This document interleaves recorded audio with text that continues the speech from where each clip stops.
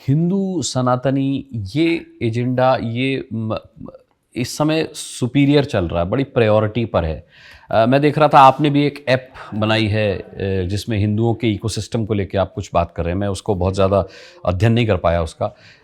क्यों ज़रूरत क्यों पड़ रही है? मतलब 70 साल से क्या हिंदू विघटित था? आपको कोई प्रॉब्लम नजर आई जो अब आप एकदम सनातनी और हिंदुत्व की बात करने लगे? प्रॉब्लम कुछ नहीं, पहले हमने नहीं तो थी? प्रॉब्लम अपने दरवाजे पे देखी ना अनुराग जी। हाँ। जब दरवाजे पे आग लगी तो समझ में आया कि खुद ही पानी डालना है।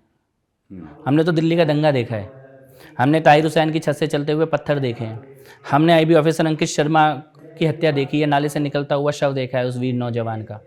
हमने दिलबर नेगी को जिंदा कैसे जलाया गया उसको अपनी आंखों से देखा है। जो दृश्य इजराइल में दिख रहे हैं वो दिल्ली की सड़कों पे देखे गए हैं। कांस्टेबल रतनलाल को किस प्रकार से बुर्का पहनी हुई महिलाओं ने घेर के मारा अपनी आंखों से देखा है। दिनेश खटीक जी की हत्या को अपनी आंखों से देखा है। जलता हुआ पेट्रोल पंप देखा है, जलती हुई दिल्ली देखी है, बंद होती हुई सड़कें देखी हैं। तो ये इसको देखने के बाद भी कैसे चुप रहेंगे? लेकिन ये सब बेहद दुर्भाग्यपूर्ण है। पर यमुना पार इलाके में जो कॉन्फ्लिक्ट हुआ था उसमें आपका भी नाम आया था, कहा गया था भाई आपने भड़काऊ बयान दिया, उसके बाद वहाँ पर इस तरीके की स्थितियाँ पैदा हुई। तो आपको नहीं लगता कि लोहा लोहे को काटता है उसी तरीके से? नहीं, मैं आपको वापस लेके चलता हूँ उसी दिन पर। हाँ। आपका मैं दरवाज़ा सड़क बंद कर दूं, आपके बच्चों का स्कूल जाना बंद कर दूं, आपके माता पिता का अस्पताल जाना बंद कर दूं और आपका काम पे जाना बंद कर दूं।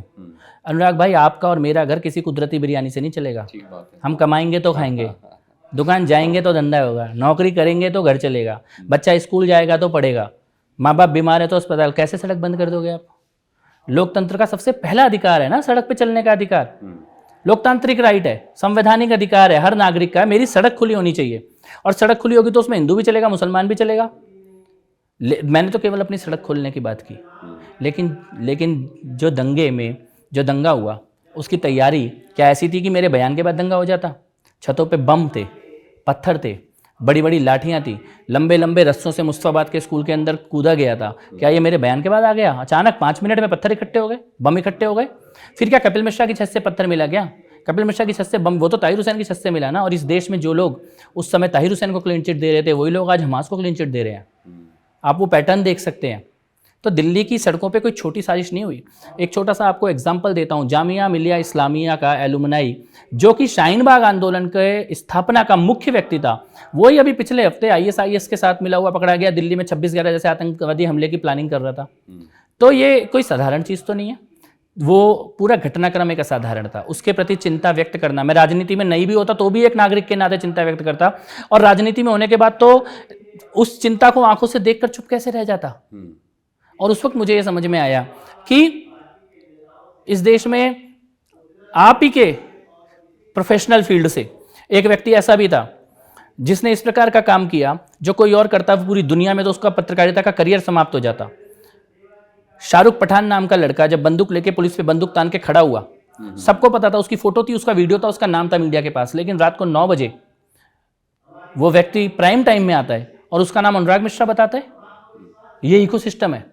एक आदमी बंदूक लेके रोड पे खड़ा है और दूसरा आदमी मीडिया में आके उसका झूठी पहचान बता के माहौल किसी और ही डायरेक्शन में ले जाने की कोशिश कर रहा है। हर्षमंदर की NGO के जो लोग आए मजिस्ट्रेट को लेकर और दरियागंज के थाने को जलाने वालों को छुटाने की जिन्होंने कोशिश की, ये इकोसिस्टम का हिस्सा है।